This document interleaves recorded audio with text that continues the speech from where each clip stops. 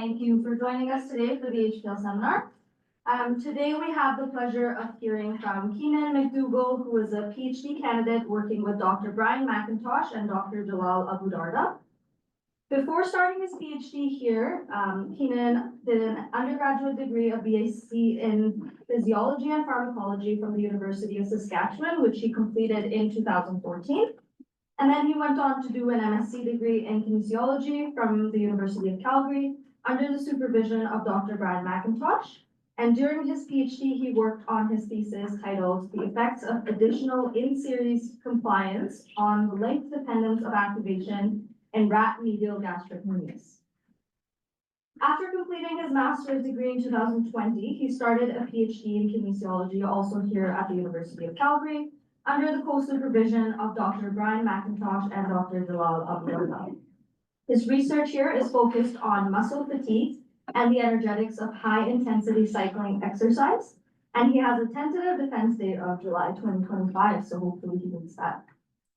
When I asked Keenan for a fun fact about himself, he said, "I don't have much going on these days." In his defense, no pun intended, he is trying to wrap up his thesis and spend most of his free time with his kids. But I didn't believe that this was the most fun Keenan could be, so I did a little digging and found out that Keenan is a former Canadian football defensive back who played for the Calgary Stampeders. And if you Google him, which I highly encourage you to, the third image that you will see come up is of Keenan holding his firstborn like a football. So while he claims his life is all data and diapers, I think we can all agree once a footballer, always a footballer. Today, he will be presenting his work on the effects of priming exercise on muscle fatigue and exercise tolerance during severe intensity cycling. Thank you. Did everyone hear me with this? Okay, thank you for the introduction. I don't know which point there, that's right. So yeah, today I'm going to be presenting the data from the last project of my PhD, where we looked at the impact of so-called priming exercise on exercise performance and the kinetics of muscle fatigue during high-intensity cycling. So basically, what's going to follow for this presentation is some background information on the energetics of exercise and muscle fatigue, what priming exercise is and how it relates to those concepts of energetics and fatigue. And then from here, I'll outline the experimental approach that we used for this study, and the major findings that we had. And then I'll wrap up with a discussion which will essentially be a bunch of speculation on my end regarding the potential physiological reasons for why we saw what we saw. So I'm slated to defend my PhD this summer, like Asha said. So if anyone here can provide some counterpoints or alternative ideas or interpretations of any of this, this will all be good practice for me. Okay, so a lot of the original research on priming was chiefly interested in its impact on the VO2 response during exercise per se, and not necessarily its impact on performance. So we're going to start quickly just by going over kind of a quick recap of typical VO2 response profiles and the classification of different exercise intensity domains. So when we begin exercising, let me see if I can get a PowerPoint. Yes, it is. Okay, so when we begin exercising at a constant intensity from, say, a period of rest, our oxygen uptake rises in this sort of exponential fashion. It will be roughly proportional to the intensity of exercise, where at low intensities, VO2 is going to rise up and reach this steady state value fairly quickly, say in a couple of minutes on average. Now, at somewhat higher exercise intensities, VO2 is naturally going to rise higher to match the energy demand of the exercise. But you'll also see that it'll take a little bit longer to stabilize at this steady state. So instead of reaching a steady state after a couple of minutes, it might be 6 or 8 or 10 minutes type of thing. Now, at higher intensity still, at some point, you are going to get to an intensity where even though the power output or running velocity is held constant, the VO2 won't ever actually reach a steady state. And if the exercise is performed for long enough, VO2 will tend to approach or reach your VO2 max. So in the exercise physiology world, the most common approach is to categorize these kinds of VO2 responses into one of three exercise intensity domains, okay?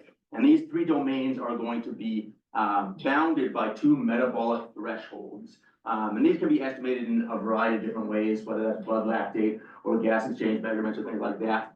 But for all intents and purposes, they're all trying to measure the same thing.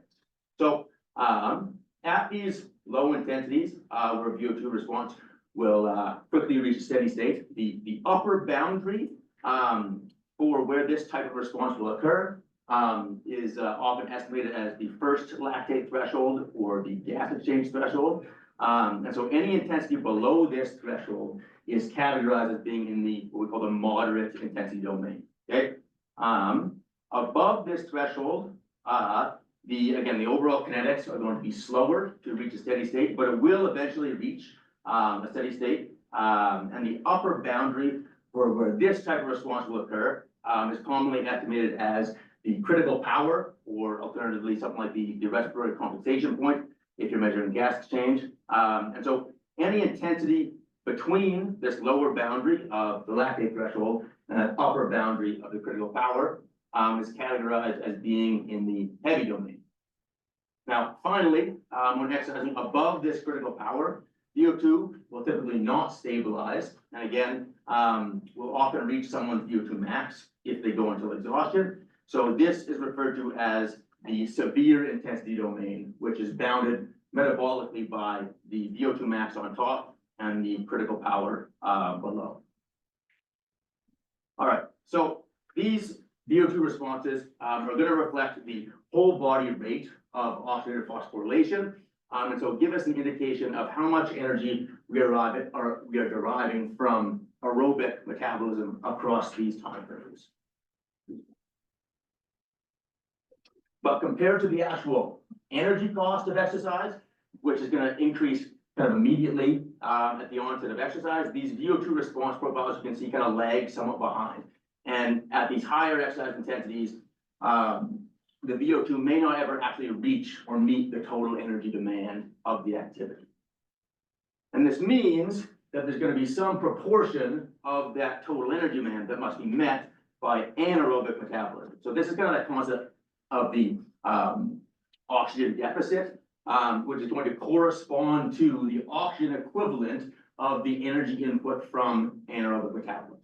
Okay, and as you can see again, the size of this oxygen deficit is going to get progressively larger as the exercise intensity increases. So if we look at the blood lactate responses in these domains, okay, this is going to give us some indication of the relative use of anaerobic metabolism. And if we compare these blood lactate responses to the size of the corresponding oxygen deficit, we can see at these moderate intensities, the size of this oxygen deficit in green is quite small. And here the blood lactate concentration typically won't rise above resting values. Okay. Above the first lactate threshold, so in the heavy domain, you can see the size of this oxygen deficit will be larger. Okay, and blood lactate concentration will rise above resting values, but just like this VO2 response, will at some point reach a steady state. So over here, there would be no net contributions from anaerobic metabolism because all of the lactate that's being produced is subsequently getting oxidized and so kind of measured in the VO2. Now, finally, in the severe domain, the oxygen deficit is much larger. And again, you can see in this example, the oxygen uptake never actually reaches the actual energy demand of the exercise. So there's this sustained input from anaerobic metabolism. And again, just like that VO2 response, the blood lactate concentration will continue to rise until the exercise is terminated here. Okay, so looking at blood lactate concentration is a common kind of whole body proxy for the relative reliance on anaerobic metabolism. But if we look and see what might be going on within the muscle fibers themselves, we can see some other metabolic perturbations that occur. And again, these responses are going to depend on if the intensity of exercise is below versus above that second threshold or critical power. So for example, in the heavy domain, we can see this small reduction in creatine phosphate concentration during exercise, and this is going to mirror a similar increase in inorganic phosphate. We'll also see a reduction in pH, as well as, for example, an increase in extracellular potassium. Here, this is actually venous potassium, but so it gives you the same idea. Okay, now if the intensity of exercise is increased to above the critical power, now we have this sustained anaerobic energy input, and this is going to lead to this progressive accumulation of these ions, okay, where concentration will again tend to kind of increase, continually increase through the exercise bout. And why this information is important is because when we look at the determinants of endurance performance, this is going to be multifactorial, but within the severe domain, because of these distinct metabolic responses, it's often assumed that the accumulation of these metabolites plays like a direct causal role in determining exercise tolerance at those intensities. Okay. So one of the things that's interesting because of this is that within the severe domain, exercise tolerance follows this fairly predictable pattern between the intensity of exercise and the duration that it can be sustained for. So again, these points just correspond to the time in minutes that exercising at these constant intensities could be sustained for to the point of exhaustion. So this again, this classic kind of hyperbolic power duration relationship. And the horizontal asymptote of that relationship represents that critical power. So again, anytime exercise is performed above this intensity, there is going to be this accumulation of metabolites, whereas below that threshold, this won't occur. So again, the important point is that below this critical power, the limiters of endurance performance are more likely to be things like glycogen depletion or central fatigue or perhaps psychological factors, whereas above that critical power, it's thought that the accumulation of those metabolites plays a primary role in limiting endurance performance. And this association is because of the impact that these metabolites have on the development of muscle fatigue. So that's kind of the key point to be made here. So again, to reiterate, we saw within the severe intensity domain, we see this progressive accumulation of things like inorganic phosphate, reduction in pH, so increased hydrogen ion concentration, extracellular potassium, things like that. And again, all of these are or have been shown to have strong associations with muscle fatigue. So as the concentration of either inorganic phosphate or hydrogen ions or potassium increases, there's this concomitant reduction in muscle contractile performance, right? So this, in these cases, is just measured as quadriceps twitch force. So again, there's surely other potential factors, but in simplistic terms, you can probably imagine a scenario where when you're exercising, the concentration of these metabolites gets to be so great that it directly limits the force and power producing capabilities of the muscle. And that becomes the kind of primary reason why you can't sustain that exercise. Okay. So, I should also note, and I'll talk more about this in the discussion, but while these strong associations do exist, there is some controversy over the direct causal role that some of these metabolites have on muscle fatigue, acidosis being one of them. But I'm just using these three examples to kind of set the stage for some of the discussion later on. Okay, so key points so far have been that when exercising above the critical power, there's this sustained input of anaerobic energy, and that's going to correspond to the size of the oxygen deficit, and also the relative reliance on that anaerobic energy is going to dictate the magnitude of muscle fatigue to some extent. So this leads us to this concept of priming exercise. And again, this concept of the oxygen deficit is a very old concept. I think I've seen it in A.V. Hill's work like 100 years ago kind of thing. But with this notion in mind, this notion or concept of priming came about basically from people's observations that if you perform 2 consecutive bouts of exercise, on the second go around, when you're measuring the VO2 response on the second go around, you see that the overall kinetics of oxygen uptake are kind of accelerated relative to that in the first bout. So this again is just the VO2 measured for 6 minutes, cycling at 300 watts with a 6-minute recovery period. And again, when those responses are superimposed on one another, okay, you can see that VO2 is higher in those early time points relative to the first bout. Again, that's just another example, just kind of illustrating that point a little bit more clearly. Okay, so if we again relate this observation to this concept of the oxygen deficit, and here we see that VO2 response, and we'll say an unprimed state, okay? If we perform some priming exercise and repeat that same transition, our VO2 response might look like this. And so now this size of this oxygen deficit here is reduced in its magnitude, as you can see, okay?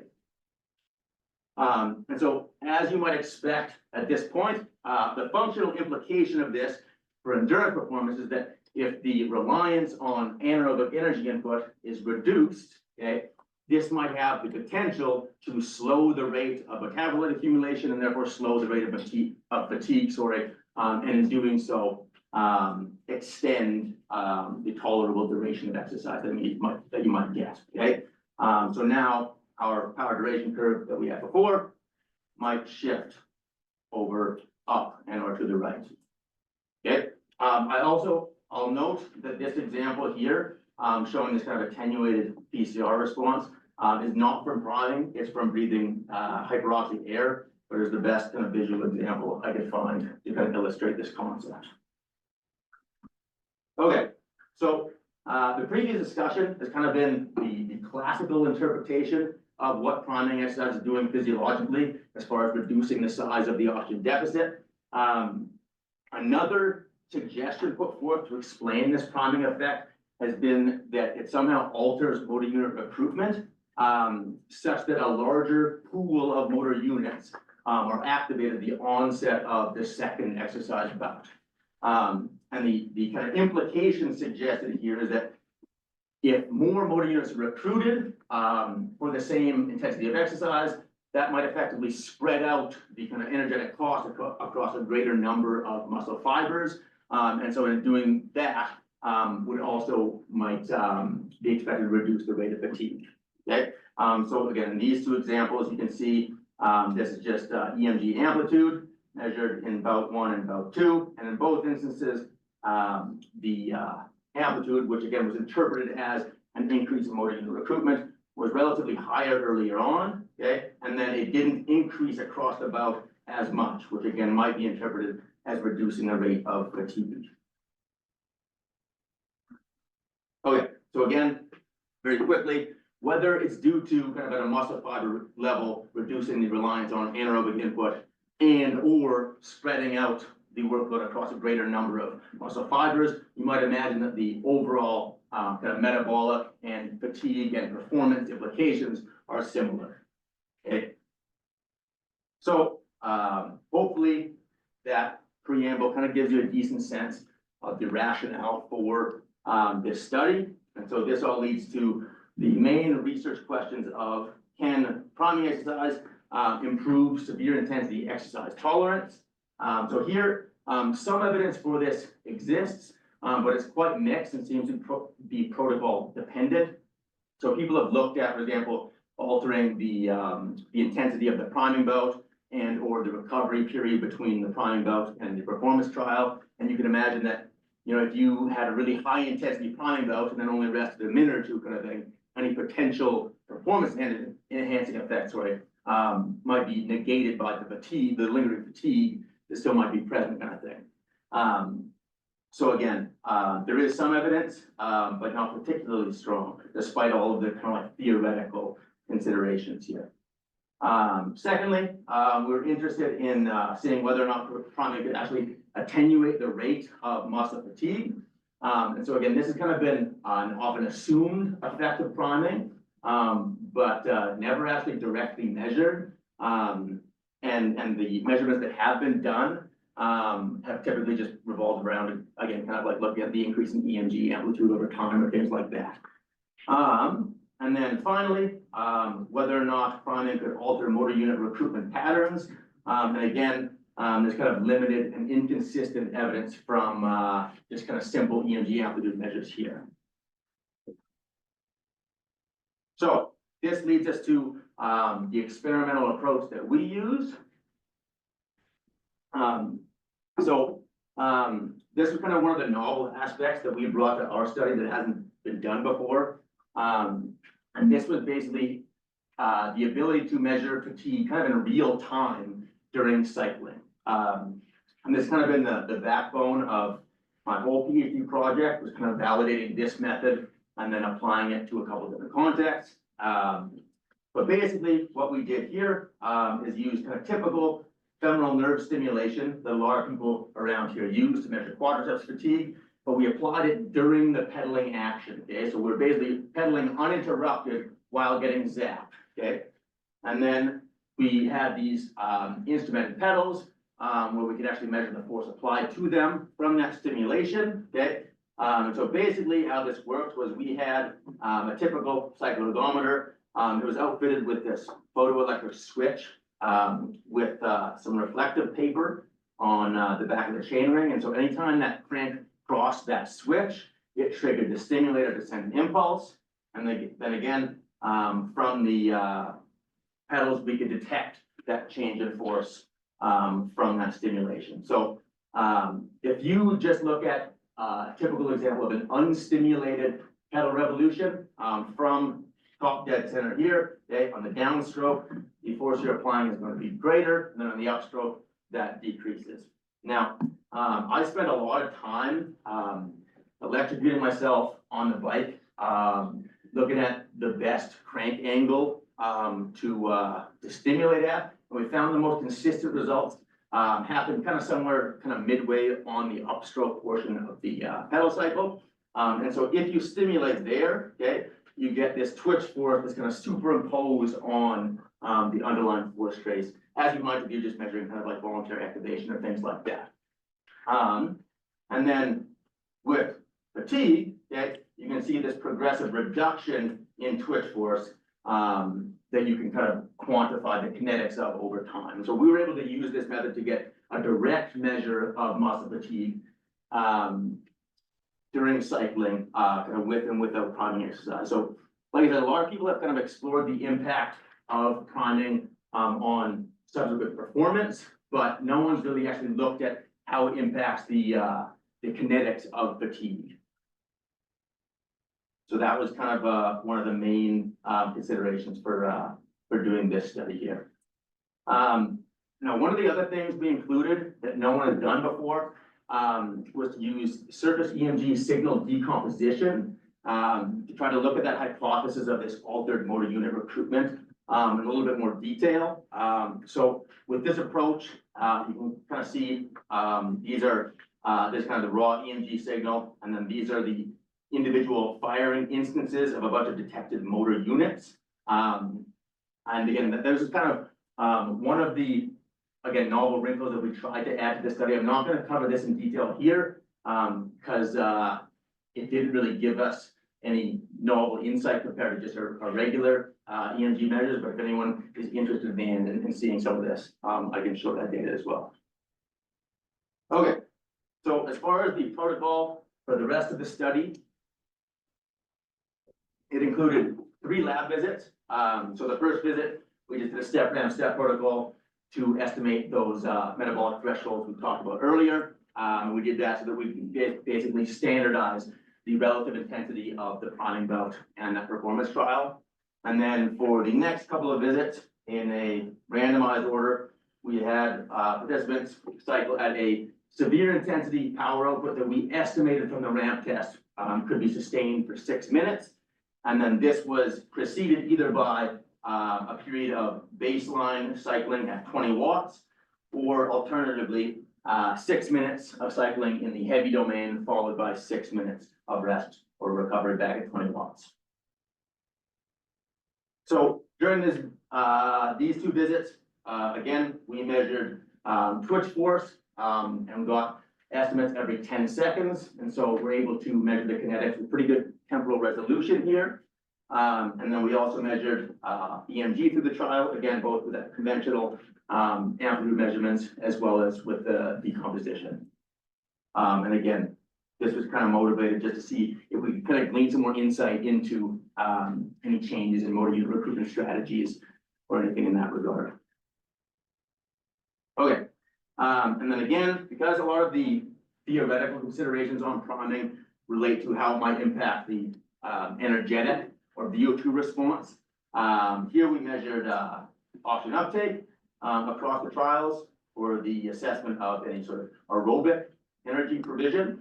And then the anaerobic energy input is going to be coming from both glycolytic formation of lactate as well as the breakdown of stored ATP and creatine phosphate. So we're measuring or estimating the energy input from anaerobic glycolysis. Okay, we measured pre and post blood lactate.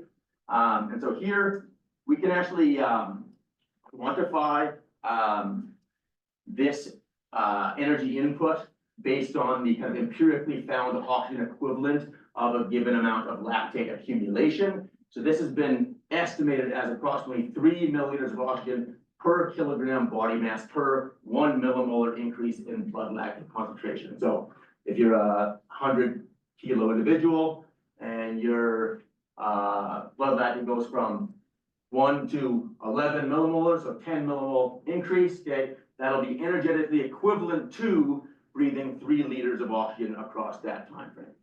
Okay, and then the other portion of anaerobic energy input we estimated from part of the recovery VO2, which we measured. So again, this is going to be proportional to the energy input derived from ATP and PCR breakdown, in that all of this energy gets used up kind of in the initial stages of exercise. This has to get resynthesized during the recovery period. And so this kind of excess oxygen here is going to reflect the degree of resynthesis there. So basically, we were able to get a total measure of aerobic input from the area under the VO2 curve, and then total anaerobic from the sum of these two measurements. Okay. Finally, we can get on to the results of the study. So arguably the most important result was whether or not we saw any increase in performance. All of the other results are a lot less interesting if there's no performance improvement, but fortunately we did see a significant improvement in performance. So again, we estimated from the ramp test a power output that the participants could sustain for 6 minutes. In the control group, this amounted to 6.5 minutes. And then with priming, they extended the time to exhaustion by almost a minute on average.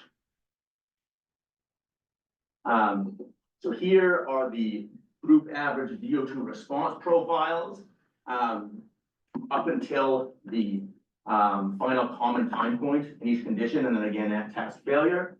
And so again, like the earlier examples I showed, you can see in the prime condition in white, this VO2 is relatively higher than the control condition across these earlier time points. And statistically, what's often done is to model these responses and then statistically compare the parameters from the model outputs. And so here we saw a significant increase in this kind of projected steady state value from this early exponential increase. And there was a higher peak VO2 in the prime condition as well. All right, so when comparing the energetics, considering again the increase in time to task failure in the prime condition, it's no surprise that the total energetic demand at the sum of these three energy systems was higher in the prime condition. But as far as how that energy was kind of partitioned among the three energy systems, there was a significant increase in the aerobic expenditure, a decrease in that derived from anaerobic glycolysis, and then somewhat surprisingly, an increase in that derived from PCR breakdown. And again, we estimated from that recovery VO2. Now, if we express these contributions as a proportion of the total energy cost, the aerobic contribution was still higher. The glycolytic contribution was lower. There was no change in the phosphagen contribution. And then the total anaerobic proportions, the sum of the glycolytic and PCR contributions was higher, or lower, sorry, in the chronic condition. Okay, so now getting into probably the more interesting findings. They're showing the group average twitch force measurements across the trial. And with this, we did see a significant attenuation in the decline in twitch force. And this was pretty exciting. Just because even though it's been an often assumed effect of priming, no one's ever actually shown this to occur. All right, so with the EMG measures, this just showing the vastus lateralis EMG amplitude across the task. And here we basically saw this significant downshift in EMG amplitude following priming that seemed to stay pretty consistent, consistently lower across the task. So in both conditions, EMG amplitude increased across time, as you might expect with fatigue. But again, the amplitude was maintained at lower values relative to that measured at baseline. All right, finally, this is showing the peak-to-peak M-wave amplitude of the vastus lateralis that, again, we obtained from that electrical stimulation during cycling. Similar to what we observed with the EMG amplitude, this increased across time similarly in both groups. But again, there seemed to be this kind of relative downshift in the measure with priming. Okay, so very, very quick summary. With priming, we saw a significantly improved exercise tolerance, a heightened overall VO2 response, a reduction in the proportion of energy derived from anaerobic metabolism, an attenuated rate of quadriceps muscle fatigue. And then with the EMG measures, we saw a reduction in EMG amplitude. And again, this corresponded to kind of similar changes from the EMG decomposition results, which again was kind of one of the reasons I chose not to present it here. And then finally, a relative reduction in the M-wave amplitude across the task. 30 minutes-ish. Struggling. Okay, so moving to trying to interpret our results and kind of try to mechanistically explain what we saw. Probably the most exciting observation again was this attenuation in the rate of muscle fatigue that we saw, which to my knowledge has never been reported before. I've seen some animal models where they'll kind of artificially increase rates of oxidative phosphorylation with certain chemical compounds and shown kind of similar things, but as far as I'm aware, no one's actually shown this just as a result of prior exercise. Now, with the data that we have available, the interpretation of this response is unfortunately not all that straightforward.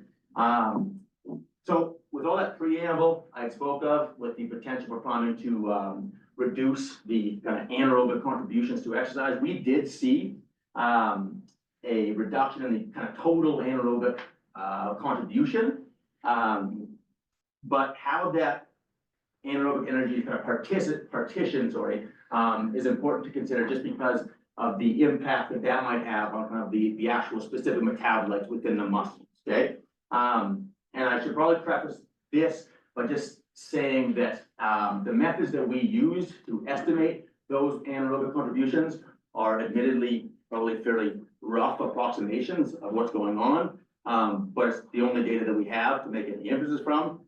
So it is what it is there. So With that said, within the muscle cells, again, if we're trying to make any inferences from kind of whole body energetics to thinking about how the muscles are responding to the metabolic perturbations at kind of a cellular level. Within the muscle cells, change in lactate production is going to be proportional to the increase in hydrogen ion concentration. And so from our data, we saw that this rate of blood lactate concentration was less in prime, in the prime condition, sorry. And so I think from this, we can at least make some reasonable assumptions that hydrogen ion concentration within the muscle fibers may have been lower in the prime state. And when you compare that to research using like magnetic resonance spectroscopy, where you can actually measure this directly, people have shown similar things, okay? And so that kind of agrees again with prior findings. Now, alternatively, the concentration of inorganic phosphate within the muscle fiber is going to be proportional to the extent of PCR breakdown. And we're assuming that that is going to be proportional to that fast component of the recovery VO2. And what we found was this was not less in prime, depending on if you expressed it as kind of an absolute value or a proportion was equal to or greater than what we found in the control. And I also might note that this kind of purely post-exercise measure really only gives kind of an indication on the kind of totality of PCR breakdown and not really like the rate at which it might occur. And so that's kind of clouds the interpretation a little bit as well. But at any rate, from this data, we can't really confidently state that inorganic phosphate might have been reduced in the prime state. And again, when you actually look at some of those similar MRS studies, they're pretty inconsistent with regards to the impact that prior exercise has on the kind of time constant of PCR degradation or kind of inorganic phosphate concentrations. And so our results here certainly aren't out of the ordinary compared to prior literature. Now, why these considerations become important is because even though earlier I showed these strong associations between hydrogen ion concentration and inorganic phosphate, the role that acidosis in particular plays in muscle fatigue is quite contentious, with many believing that even though it's strongly associated with muscle fatigue, it doesn't actually play a direct causal role in the development of fatigue. And so we can't really rule out that a potential reduction in acidosis from priming maybe played a role in the fatigue responses that we observed, but it's hard to kind of confidently ascribe that finding to this alone. So this is basically going to be the part where I look for alternative explanations for this effect, kind of going down the rabbit hole within the literature and trying to speculate based on some other kind of related findings. So first off, the observations that we had here with the EMG amplitude, where we saw this kind of parallel downshift, was not really an anticipated result, especially based on some of these theories put forth by kind of experts in the field that one of the potential performance enhancing effects of priming might again be due to increasing the motor unit recruitment and kind of spreading that workload across more muscle fibers. And so again, had we seen that, then maybe again you could mechanistically ascribe this to something like that, but evidently that's not what we saw. So it is interesting that other people have found similar things. So this was a study looking at priming exercise in teenage boys specifically. But they found a similar kind of downshift in EMG amplitude that was again kind of consistent across the task. But they never really speculated as to why that might have occurred. It kind of just got left out of the discussion. So without any real ideas to go off of in the priming literature, kind of forced me elsewhere to search for answers. And they came across a couple interesting papers that basically have shown that by increasing the perfusion pressure to an exercising muscle, which might be expected to kind of increase blood flow or oxygen delivery in analogous ways to what priming might cause. They've shown fairly rapid changes in muscle contractility, and as well as muscle activation. So in this example,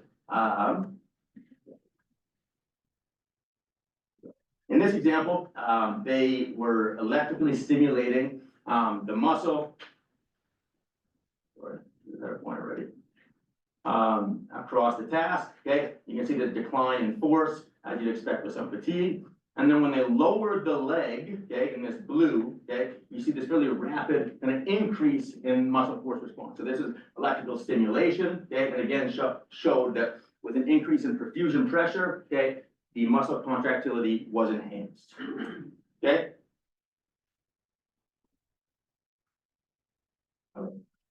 Now, in a similar type of study design, here instead of changing the relative height of the limb, they used a remote MacDougall reflex protocol. So basically, they were doing hand grip exercise and then had the participants start doing dorsiflexion exercise with the lower limbs included. And so this resulted again in a significant increase in forearm blood flow. Okay, and then with the last example, they were measuring electrically evoked force. Here they had participants meet a target force and then measured the muscle activation required to reach that target force. And so here again, they saw this significant reduction in EMG amplitude while that perfusion pressure was increased.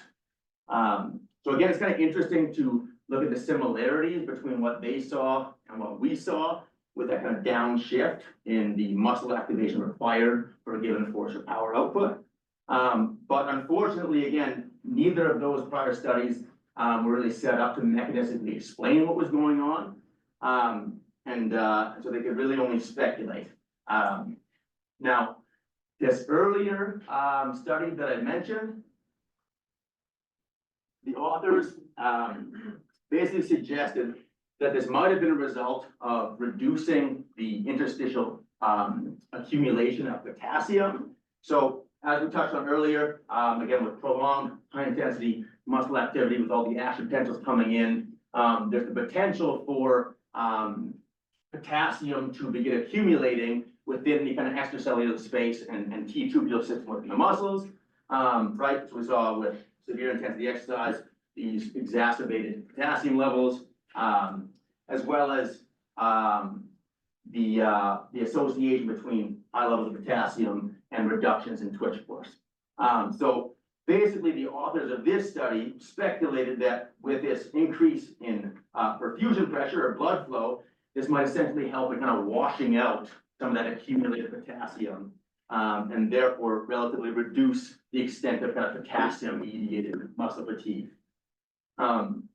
Again, potassium levels were not directly measured here, and so you can kind of take this hypothesis as you will, but in kind of exploring this hypothesis in a little bit more detail, I did find some corroborating evidence from our data.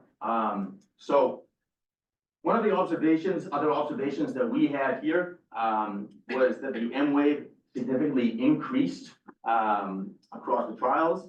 And here it might be noted that historically reductions in neuromuscular propagation with fatigue have been assumed to result in a decrease in M wave amplitude. And that's going to be true if there was like a kind of true neuromuscular failure, say at the neuromuscular junction. But in instances where it's just a reduction in sarcolemmal excitability because of some of these ionic changes, it's been suggested that this might actually result in an increase in M wave amplitude, primarily caused by an increase in that interstitial potassium. So again, the idea here is that if that increased extracellular potassium kind of slows the overall ionic changes during the action potential, that is going to broaden the transmembrane potential, and that broadening is basically going to allow more of the action potentials of a given muscle fiber to kind of summate within the EMG signal which then again will be reflected as an increase in the size of this M length.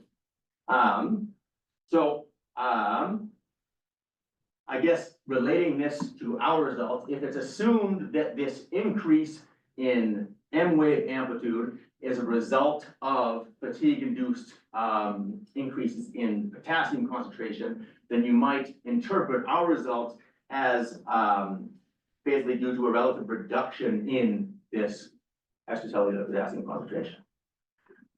All right, last slide. Sorry, everybody. Basically, I'll try to come full circle, bring everything together up to this point. So with this relative reduction in potassium and the negative effects that it might have on sarcolemmal excitability, if this can relatively enhance the contractility of the muscle, you might expect then that this could have been a factor in the reduction in EMG amplitude that we saw. And then with respect to the reduction in muscle fatigue, all of this through some basically interacting mechanisms could have been contributing factors to the attenuation in muscle fatigue that we saw. Now, extending those to the actual performance changes, if severe intensity exercise is primarily limited by the accumulation of these metabolites or reaching some kind of like critical threshold of muscle fatigue, then attenuating that rate of fatigue could conceivably again relate to our finding of an improved time to task failure.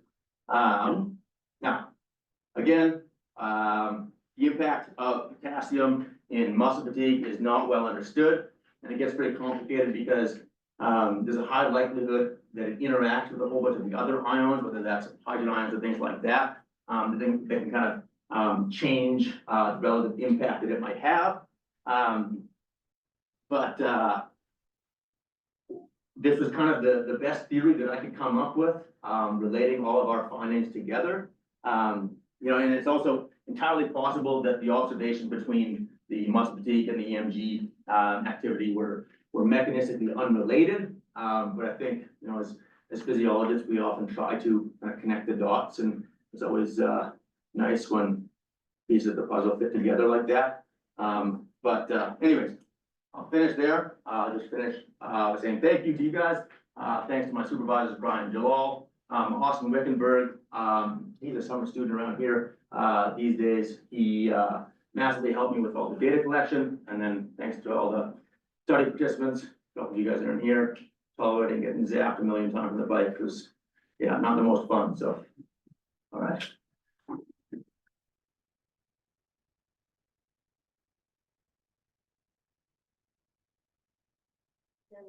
Like to ask a question? Yeah, it was great, Ian. Really enjoyed that. I actually thought you were a gymnast for some reason. A gymnast. Yeah. I don't know. I was when I was 12. Yeah. Another fun fact. Yeah, no, I thought it was really interesting, and you know, a couple things I kept coming back to, and I'll try to keep it really brief, but the first is, you think when you were using that one study, they used an integrated EMG, like that's the one that showed the contrary results, you used a root mean square. Mm. And I sometimes wonder with integrated EMG, like, if you have a longer time duration, it may not be a higher level, if you know what I mean? That's a good point. And I wonder if it's like comparing apples and oranges a little bit, because if you had a task where you applied force for longer or something like that, maybe their results just don't really stack up. Yeah, that's a good thought for sure. Again, if pedaling cadence was kept constant, I would have thought intuitively that kind of onset and offset of muscle activation wouldn't be substantially changed. I mean, maybe with some fatigue going into the second bout, it could be, and that could be one factor. But yeah, it's hard because those two examples are the only examples I've found to back up that hypothesis. Most of the others are kind of like a lot of EMG research all over the place, not consistent. Yeah. So, and I guess the reason I'm asking is, you know, I was on a paper with Brian, and there was that one that was done by Ian Smith. Yeah. And it was the PAPE paper, where in Ian's paper, he had like done this in swimmers and looked at some conditioning activities and sort of shown that like several minutes after when Yeah. fat is gone. Yeah. That performance increased, and he sort of made this idea that maybe it had something to do with catecholamines or like it was more central. Compared to like phosphorylation. Yeah, and I'm wondering if, if your results where like EMG goes down, which I would sort of expect, twitch force goes up. Yeah. So it's all, to me, honestly, it's like a more efficient. Yeah. system. For sure, and that's the troubling thing too with potassium in particular, so with myosin light chain phosphorylation, based on the time course of that, we had a 6-minute recovery between the priming bout, and that's why I would assume that that'd be negligible, if at all, kind of thing. Potassium at kind of low to moderate concentrations actually does potentiate twitch force as well, and so again, that makes the whole interpretation even more troubling, that like it's, at high potassium concentrations, it can severely, negatively impact force, but at kind of lower moderate, it actually improves force output. And so, yeah, whether or not there have been like some more central stuff with temperature mediated things or whatever that maybe would impact muscle force to some extent. Again, we don't have any measurements to support or refute that, so it's kind of hard to speculate, but yeah.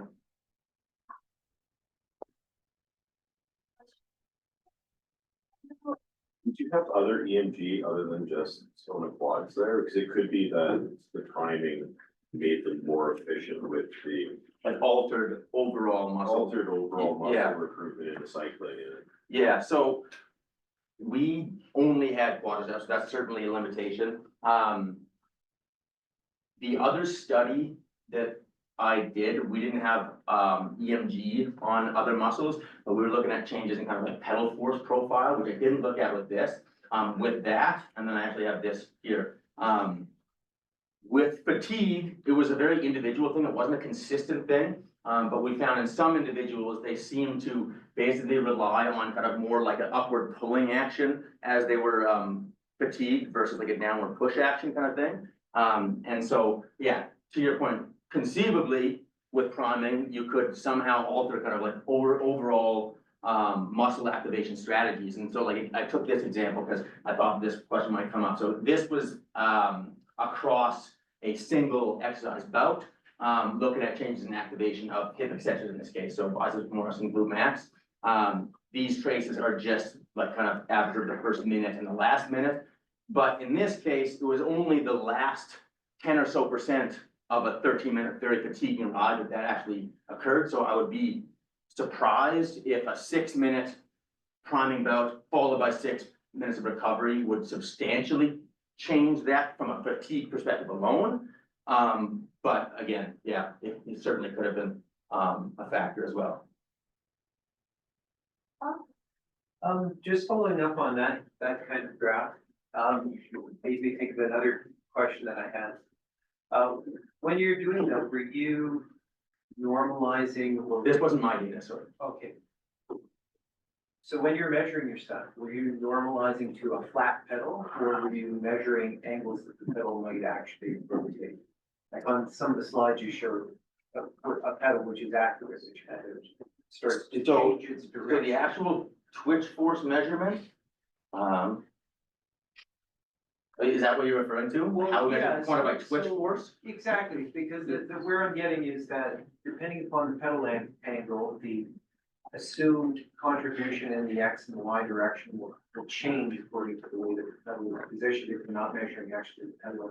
So we measured the total resultant force with respect to the pedal itself, not the crank. Yeah, but is that the pedal angle or is it the pedal, like, are you assuming that the pedal's flat when you do that? So X is pointing down? But because, so again, the say, if you ignore, Yeah, so you're lateral those are basically going to negate each other. That like you can, if you're just measuring kind of tangential force and you change your dorsal flexion angle, that's gonna substantially change the twitch force. But because it's kind of the combination of both normal and tangential, they kind of cancel each other out. Okay, so you always calculate. Yeah, because like on the recumbent bike, I'm pretty sure they only just measure tangential force. But I was finding in my other previous study that when we're looking at just kind of like a rest and control twitch, if people change the dorsal flexion angle, it massively changed some of the force components. Yeah. But we tried to take care of that by just looking at the resultant force. The second question was, are you talking about potassium when we start talking about, are you talking about intramuscularly, or are you talking about potassium concentration potentially in the two movements? In this case, as far as affecting membrane excitability, predominantly kind of in the T tubules, and its potential impact on excitability there.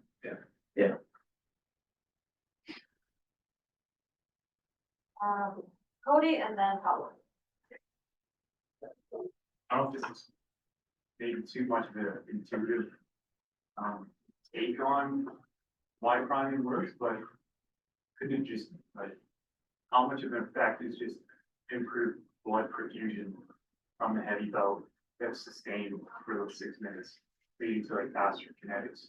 Yeah, so I didn't include our NIRS data. It wasn't overly interesting. There's been a lot of studies using NIRS that have shown some indication of like an improved oxygen delivery to the microvasculature. People have looked at like kind of bulk muscle blood flow, like using like femoral nerve or femoral artery blood flow kind of stuff with prior exercise.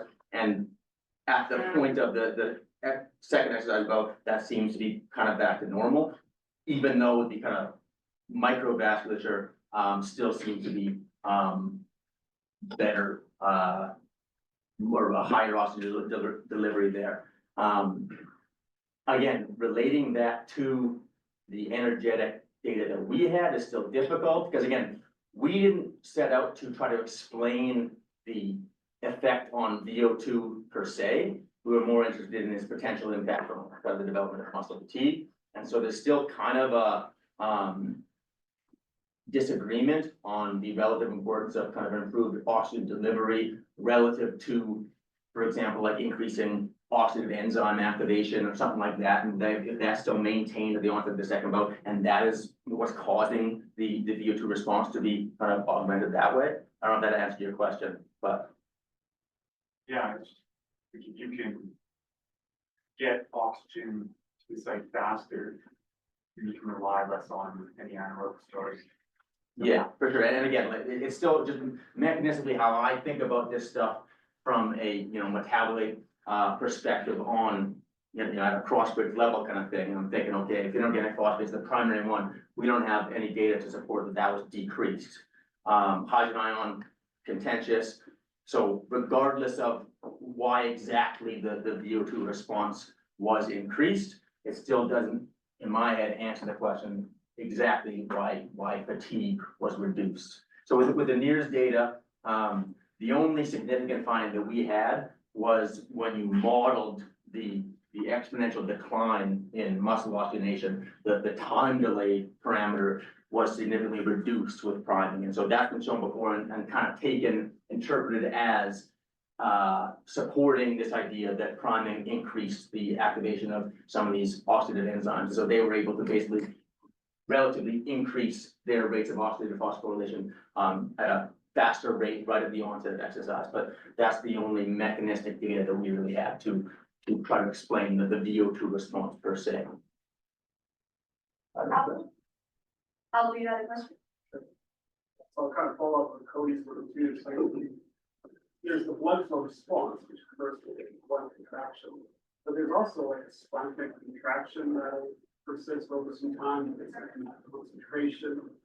And then Matt kind of touched on it a little bit, like, do you have any measure of a neurohormonal response? Because there are catecholamines that are still active for 10 plus minutes. Yeah. And an increase in epinephrine and norepinephrine would explain basically all your findings here. Increase ATP. Yeah, but you Turnover in the muscle, basically most of the things you're explaining. But would you not expect that to relatively enhance anaerobic glycolysis to some extent? Or is that just outweighed by the other effects that this has? Yeah, I also, and I don't know the answer to this, but as far as the intensity dependence of that catecholamine response, I would intuitively think that you're really only getting large increases with pretty high intensity exercise, where 6 minutes in the upper heavy domain was like, I mean, ask Cody, like it's you're breathing a little bit, but it's certainly not super fatiguing, so, yeah, I don't know, but at any rate, we don't have any data to look at that anyways. Yeah, I mean, it is intensive, you do get some, even low intensity. Yeah. Yeah. Intensity. Yeah. Yeah, it's certainly not as much as 6 minutes super maximum. but Yeah. it's still there. Yeah.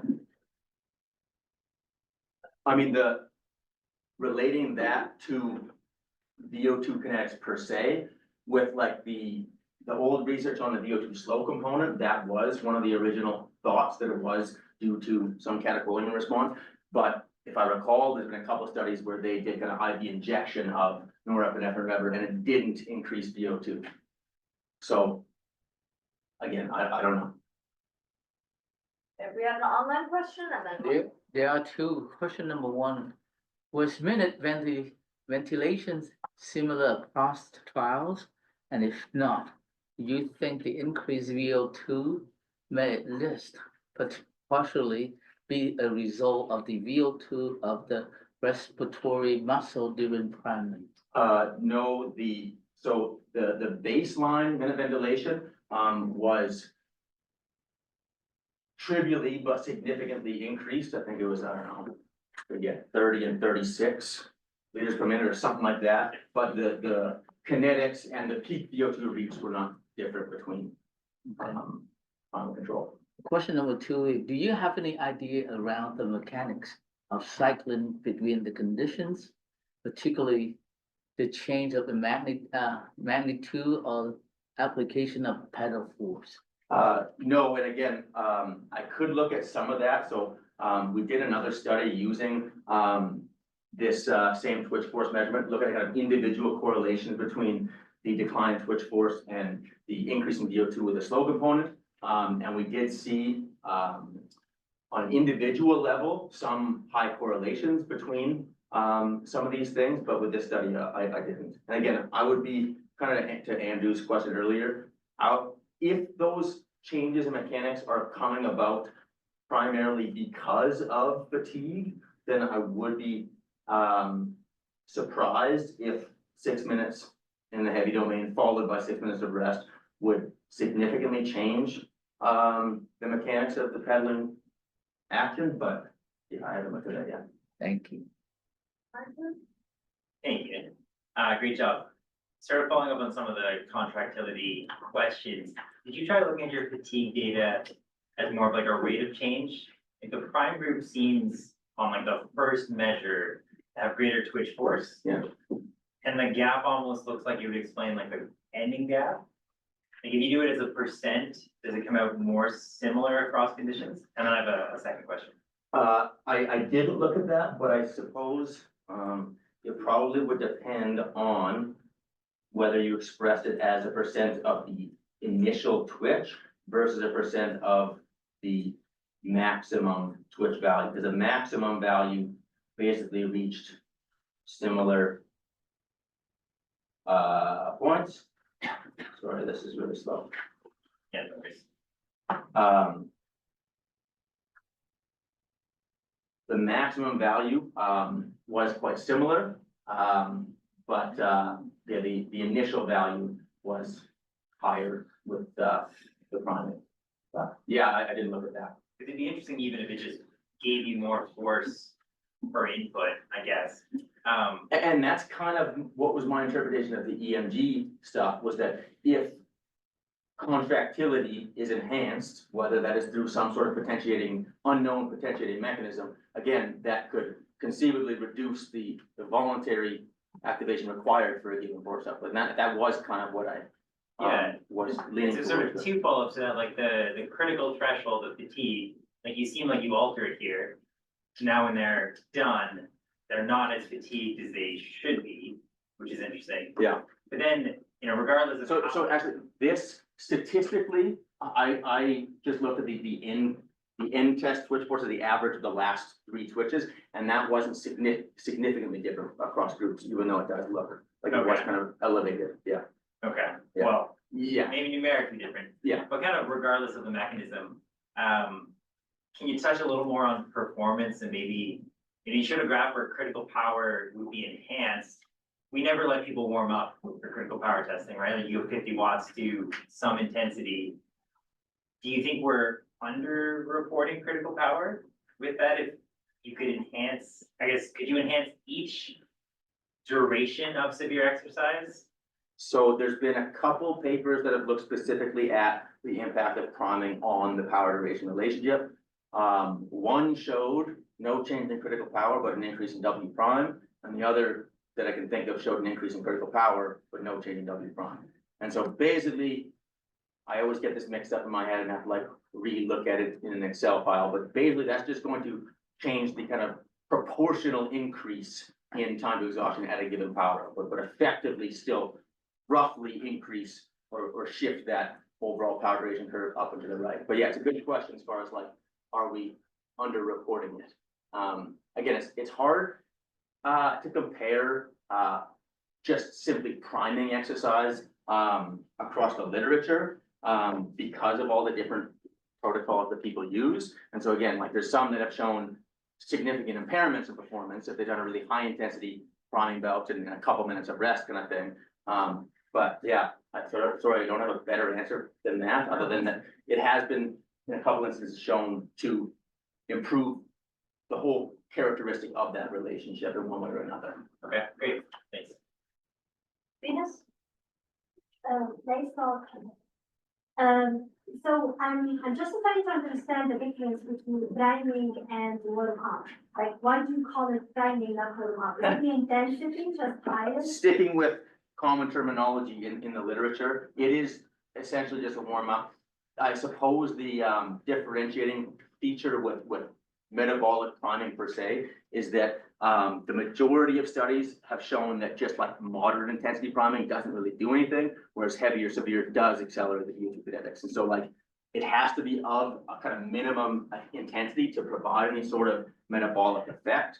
But yeah, the terminology was mostly just in keeping consistent with what has been stated. But then even that is kind of confusing because in the last, say, 5 years, I've seen priming refer to kind of like neural priming or like CNS priming that, you know, team sport or speed power type athletes will do. They'll do some sort of like non-fatiguing, explosive type activity like the morning before a game, but they still call it priming. So yeah, it is just a fancy word for a warm up.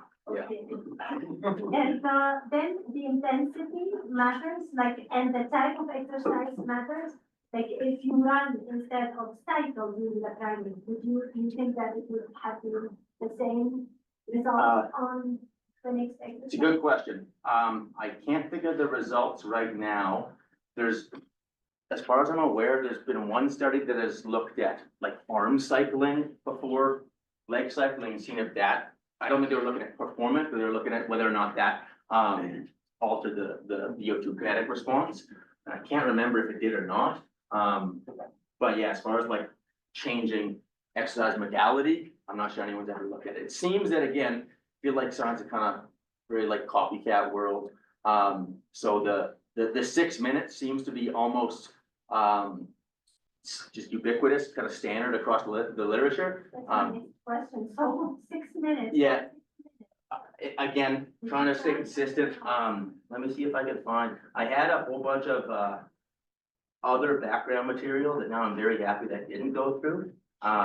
So basically, this is kind of a probably not, oh, whoops.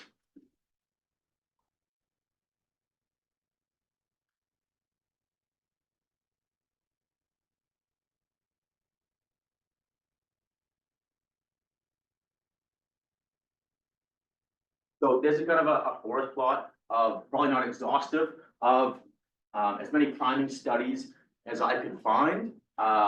And in some of these cases, again, they, within a given study, they looked at severe versus heavy intensity priming and 3 versus 9 versus 20-minute recovery kind of thing. And so again, if you just say, is priming effective? It's very context dependent. When I looked at this kind of in more detail, again, it kind of depends on the priming intensity as well as the recovery duration. So again, with this, at least it's easy to see, with super short recovery durations, the impact on performance is often negative.